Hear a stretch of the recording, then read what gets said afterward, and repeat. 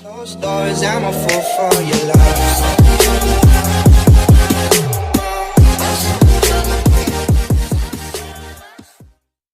Guys, ito si Mamitas Cooking Vlog. Magluluto ako ngayon ng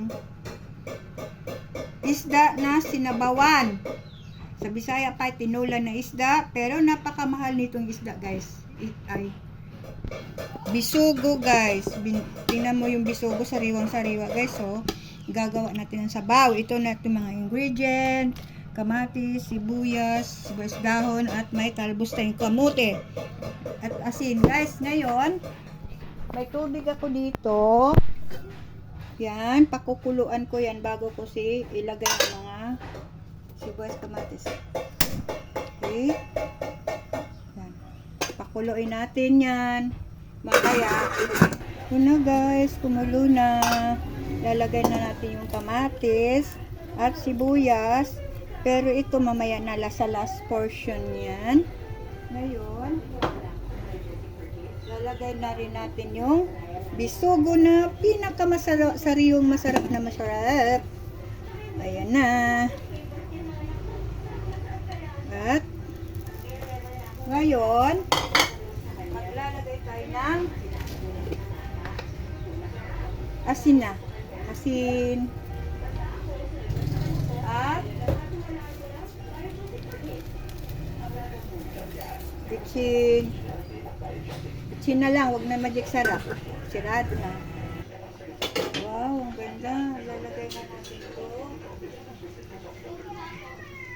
Ang daw? Lagay na natin ito guys. Yung gulay. Talbos ng kamote. Ayan na. Tapos na-finish. Sibuyas. Ayan na. Sibuyas dahon. At sili. Tapos mamaya, luto na yan. Ito na guys. Wow, ang sarap. Titikman ko yan. Tikman natin. Okay na yan. Ay, nako. Kulang sa timpla. Kulang ng asin. At lagyan natin ng konting magic para maging magic siya. Magic. Okay na to. Magdaan na tayo. Finished product.